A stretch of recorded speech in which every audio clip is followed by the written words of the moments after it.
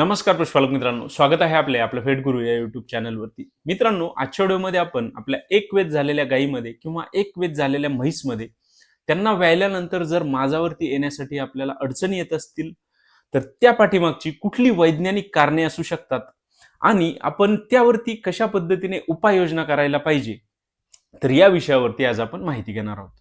त्यासोबतच मित्रांनो, आपण आपल्या या माझावरती न येणारे जे काही पशु असतील, तर त्यांच्यामध्ये घरगुती आयुर्वेदिक काय उपचार करू शकतो, की त्यांना त्या ठिकाणी माझावरती आणण्यासाठी आपण फायदा देऊ शकतो, तर त्या विषयावरती सुद्धा आज आपण माहिती घेणार आहोत.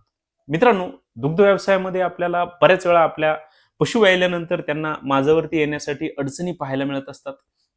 मित्रांनो, आपले पशु ज्यावेळेस त्यांची डिलिव्हरी होते, तर त्यानंतर साधारणतः 45 ते 60 दिवसाच्या आसपास आपल्या पशूंनी त्यांनी पहिला माज जो आहे तर तो दाखवणे गरजेचे आहे. परंतु बऱ्याच वेळा आपले पशु व्यायल्यानंतर 2 महिने, 3 महिने, 4 महिने, 5 महिने उलटून जातात, 6 महिने उलटून जातात, तरीही आपले पशु माझावरती येत नाही. मग मित्रांनो, अशा पशूंमध्ये त्यांना कुठली कमतरता असू शकते किंवा त्या पाठीमागची कुठली कारणं असू शकतात, तर त्या संदर्भात आज आपण सविस्तर माहिती घेणार आहोत. मित्रांनो, व्हिडिओला सुरुवात करण्याआधी आपल्याला एक विनंती आहे, आपण जर चॅनलवरती नवीन असाल तर चॅनलला सबस्क्राईब करा. आपल्याला जर व्हिडिओ आवडला तर व्हिडिओला लाईक करा आणि आपले जे पशुपालक मित्र आहेत त्यांना सुद्धा व्हिडिओ नक्की शेअर करा. मित्रांनो, यामागील पहिले जे काही कारण आहे तर ते म्हणजे आपल्या पशूंच्या शरीरामध्ये त्यांना निगेटिव्ह एनर्जी बॅलन्सच्या समस्या आहे. मित्रांनो, ज्यावेळेस आपल्या पशूंमध्ये त्यांची डिलिव्हरी होते, आपले पशु आपल्याला दूध देत असतात, तर त्या ठिकाणी आपले जे पशु आहेत तर ते त्यांच्या शरीरामधील ऊर्जा ही दूध बनवण्यासाठी खर्च करत असतात. मग त्या ठिकाणी मित्रांनो, आपण आपल्या पशूंच्या आहारामध्ये त्यांना ऊर्जायुक्त आहार देणे गरजेचे आहे. त्यांना चांगल्या क्वालिटीचा चारा, खुराक देणे गरजेचे आहे. परंतु त्या ठिकाणी जर आपल्या पशूंना या गोष्टी मिळाल्या नाही, तर आपले पशु जे आहेत त्यांच्या शरीरामधील जी काही चरबी आहे तर ती या ऊर्जेसाठी, दूध बनवण्यासाठी खर्च करतात आणि नंतर हळूहळू आपल्या पशूंमध्ये त्यांना त्यांच्या वजनाची घट आपल्याला पाहायला मिळत असते. त्यांच्या हाडे जी आहेत तर ती उघडी पडायला आपल्याला दिसायला लागतात. त्यासोबतच आपल्या पशूंमध्ये हळूहळू त्यांच्या दुधाचे उत्पादन सुद्धा कमी झालेले आपल्याला पाहायला मिळते. मित्रांनो, अशा पशूंना नक्कीच आपल्याला त्यांना माझावरती आणण्यासाठी अडचणी या निर्माण होत असतात. मित्रांनो, दुसरी जी काही गोष्ट आहे तर ती म्हणजे आपल्या पशूंमध्ये त्यांना त्यांचा जो चारा असेल तो जर कमी दर्जाचा असेल, निकृष्ट दर्जाचा असेल, आपल्या पशूंच्या चाऱ्यामध्ये विटॅमिन्स, मिनरल्स, प्रोटीन्स यांची कमतरता असेल, तर त्या ठिकाणी सुद्धा आपल्याला या समस्या पाहायला मिळू शकतात. आपल्या पशूंच्या शरीरासाठी प्रोटीन्स जे आहेत तर त्यांच्या स्नायूंच्या वाढीसाठी खूप महत्त्वाचे असतात. त्यांच्या वजनाच्या वाढीसाठी खूप महत्त्वाचे असतात. त्यामुळे त्यांना आपण जो काही चारा देतो, हिरवा चारा असेल, सुका चारा असेल, तर तो चांगल्या क्वालिटीचा असणे गरजेचे आहे. त्यांना जो खुराक देतो, तर तो चांगल्या क्वालिटीचा आणि त्यांच्या वजनाच्या हिशोबाने किंवा मुबलक प्रमाणामध्ये देणे सुद्धा खूप गरजेचे आहे, की ज्यामुळे आपल्या पशूंच्या शरीरामध्ये ऊर्जेची कमतरता येणार नाही आणि त्यांच्यामध्ये त्यांना ज्या काही व्यायल्यानंतर माझावरती न येण्याच्या समस्या पाहायला मिळतात, तर त्या टाळण्यासाठी आपल्याला फायदा हा पाहायला मिळू शकतो. मित्रांनो, यामागील दुसरे जे काही महत्त्वाचे कारण आहे, तर ते म्हणजे आपल्या पशूंच्या शरीरामध्ये पोषक घटकांची कमतरता जर झाली, तर त्या ठिकाणी आपल्या पशूंना माझावरती येण्यासाठी अडचणी निर्माण होऊ शकतात. यामध्ये मित्रांनो, विविध प्रकारचे विटॅमिन्स असतील, मिनरल्स असतील, तर त्यांची कमतरता आपल्या पशूंमध्ये आली, तर आपल्याला या समस्या पाहायला मिळत असतात. यामधील सर्वात पहिले आणि महत्त्वाचा जो काही घटक आहे, तर तो म्हणजे फॉस्फरस. मित्रांनो, जर आपल्या पशूंच्या शरीरामध्ये फॉस्फरसची कमतरता आली, तर आपल्या पशूंमध्ये सायलेंट हीट, ज्यालाच आपण मुकामाज म्हणतो, तर त्या समस्या पाहायला मिळू शकतात. आपल्या पशूंमध्ये त्यांना माझावरती येण्यासाठी वेळ हा लागू शकतो. दुसरे जे काही महत्त्वाचे मिनरल्स आहे, तर ते म्हणजे कॅल्शियम आहे.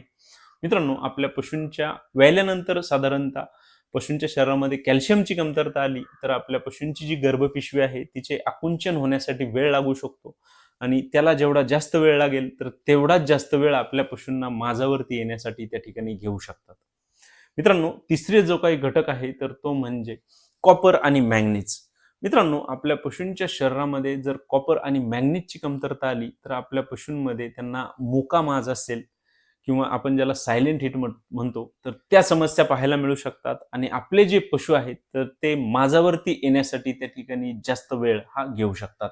मित्रांनो, पुढील जो काही घटक आहे, तर तो म्हणजे कोबाल्ट आणि आयोडीन. मित्रांनो, यांची जर कमतरता आपल्या पशूंच्या शरीरामध्ये आली, तर आपल्या पशूंमध्ये त्यांना हार्मोनचे जे काही इम्बॅलन्स आहे, तर ते पाहायला मिळू शकते आणि जर आपल्या पशूंमध्ये या समस्या आल्या तर आपल्या पशूंमध्ये माझावरती येण्यासाठी अडचणी या आपल्याला नक्कीच पाहायला मिळू शकतात. मित्रांनो, पुढचे जे काही घटक आहेत तर ते म्हणजे झिंक आणि सेलेनियम. मित्रांनो, हे घटक आपल्या पशूंच्या अंडाशयाची जी काही हेल्थ आहे तर ती चांगली ठेवण्यासाठी महत्त्वपूर्ण असतात. त्यासोबतच आपल्या पशूंच्या गर्भपिशवीला जो काही होणारा संसर्ग आहे तर त्याला सुद्धा दूर ठेवण्यासाठी महत्त्वाचे असतात. मित्रांनो, पुढील जो काही घटक आहे तर तो म्हणजे व्हिटॅमिन ई. मित्रांनो, व्हिटॅमिन ई हा जो घटक आहे तर तो आपल्या पशूंच्या गर्भपिशवीची इम्युनिटी म्हणा किंवा तिला ताकद देण्यासाठी त्या ठिकाणी महत्त्वाचा असतो आणि आपल्या पशूंमध्ये त्यांना जे काही वारंवार रिपीट होणे किंवा गर्भपाताच्या ज्या समस्या आहेत तर त्या टाळण्यासाठी या व्हिटॅमिन ईचा खूप महत्त्वाचा रोल त्या ठिकाणी आपल्याला पाहायला मिळतो.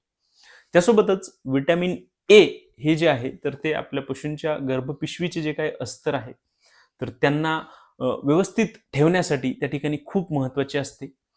त्यामुळे आपल्या पशूंच्या शरीरामध्ये त्यांना हे जे व्हिटॅमिन्स आहेत, मिनरल्स आहेत, ह्यांची जरी कमतरता आली तरीही आपल्या पशूंमध्ये त्यांना माझावरती आणण्यासाठी किंवा त्यांची गर्भधारणा करण्यासाठी आपल्याला अडचणी या पाहायला मिळू शकतात. मित्रांनो, पुढील जे काही कारण आहे तर ते म्हणजे आपल्या पशूंच्या शरीरामध्ये जर जंतांचा प्रादुर्भाव हा जास्त प्रमाणामध्ये झाला तर त्या ठिकाणी सुद्धा आपल्या पशूंमध्ये त्यांना माझावरती येण्यासाठी अडचणी पाहायला मिळू शकतात.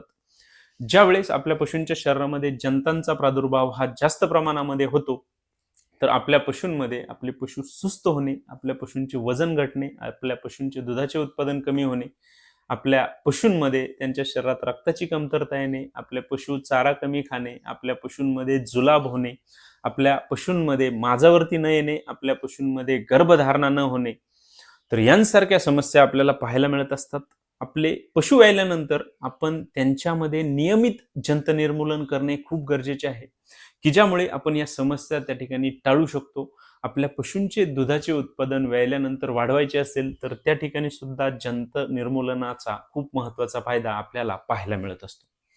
मित्रांनो, प्रामुख्याने आपले पशु खास करून आपल्या पहिल्या वेताच्या गाई म्हैसमध्ये व्याल्यानंतर ही जी कारणं आहेत तर ती आपल्याला त्या ठिकाणी आपले पशु माझावरती न येण्यामागे आपल्याला पाहायला मिळत असतात. मग या ठिकाणी मित्रांनो, आपण आपल्या पशूंमध्ये कुठल्या उपाययोजना करायला पाहिजे की ज्यामुळे आपण आपल्या पशूंना त्या ठिकाणी वेळेवरती माझावरती आणू शकतो किंवा त्यांची गर्भधारणा वेळेवरती करू शकतो. आणि त्या ठिकाणी आपण एक घरगुती उपाय सांगणार आहोत की आपण हा उपाय जर केला तर 70% केसेसमध्ये आपल्याला आपल्या पशूंना माझावरती आणण्यासाठी त्या ठिकाणी नक्कीच चांगला फायदा हा पाहायला मिळेल. मित्रांनो, यामधील पहिली जी काही उपाययोजना करायची आहे तर ती म्हणजे आपण आपले पशु व्याल्यानंतर त्यांच्या आहारामध्ये त्यांना जो काही खुराक देणार आहात तर तो चांगल्या क्वालिटीचा आणि त्यांच्या वजनाच्या हिशोबाने चांगल्या क्वांटिटीचा देणे हे खूप गरजेचे आहे. मित्रांनो, दुसरी उपाययोजना करायची आहे तर ती म्हणजे आपण आपल्या पशूंच्या आहारामध्ये त्यांना मिनरल मिक्सचरचा वापर कंटिन्यू करणे हे खूप गरजेचे आहे. जर आपल्या पशूंमध्ये आपण मिनरल मिक्सचरचा वापर करत असाल आणि आपले पशु माझावरती येत नसतील तर त्या ठिकाणी मग आपण मिनरल मिक्सचर जी काही कंपनी आहे किंवा दुसऱ्या ब्रँडचे त्या ठिकाणी वापरणे गरजेचे आहे किंवा त्याचा जो काही डोस आहे तर तो डबल त्या ठिकाणी करणे हे खूप गरजेचे आहे. आपण जर 50 ग्रॅम प्रतिदिन देत असाल तर आपण 100 ग्रॅम त्या ठिकाणी द्या.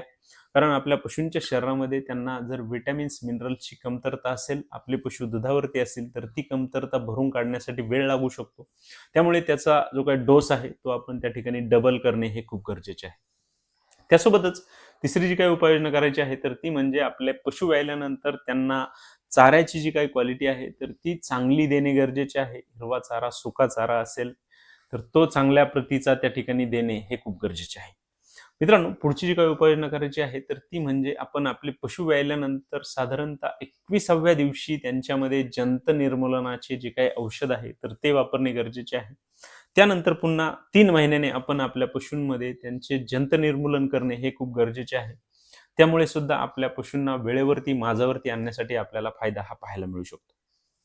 तसेच मित्रांनो, आपण एक घरगुती उपाय म्हणून आपल्या पशूंमध्ये त्यांना मेथीचे दाणे जे येतात तर ते प्लस त्या ठिकाणी जिरा एकत्र आपल्या पशूंना आहारामध्ये त्यांच्या त्या ठिकाणी देऊ शकतो. यामध्ये आपण मेथी जी आहे तर ती भिजवून सुद्धा खाऊ घालू शकतो किंवा त्या ठिकाणी ती बारीक पावडर करून आपल्या पशूंच्या खुराकामध्ये किंवा लाडू बनवून सुद्धा आपण आपल्या पशूंना त्या ठिकाणी देऊ शकतो. साधारणतः 20 दिवस जर आपण आपल्या पशूंच्या आहारामध्ये 200 ग्रॅम मेथी आणि 50 ग्रॅम जिरा एकत्र करून आपल्या पशूंच्या आहारामध्ये त्या ठिकाणी दिला, तर नक्कीच आपल्याला आपल्या पशूंना माझावरती आणण्यासाठी त्या ठिकाणी चांगले फायदे हे पाहायला मिळू शकतात.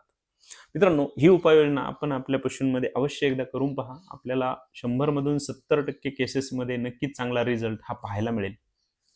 मित्रांनो, आजच्या व्हिडिओमध्ये आपण आपल्या एकवेद झालेल्या गाई म्हैसमध्ये त्यांना माझावरती आणण्यासाठी काय उपाययोजना करू शकतो किंवा आपले पशु व्याल्यानंतर माझावरती न येण्यापाठीमागची वैज्ञानिक कारणे कुठली असू शकतात, तर या विषयावरती सविस्तर माहिती घेतलेली आहे. मित्रांनो, आपल्याला जर आजचा व्हिडिओ आवडला असेल तर व्हिडिओला लाईक करा. आपण जर चॅनलवरती नवीन असाल तर चॅनलला सबस्क्राईब करा आणि आपल्याला जर कुठल्याही प्रकारच्या शंका असतील तर कमेंट बॉक्समध्ये मला नक्की कळवा. धन्यवाद.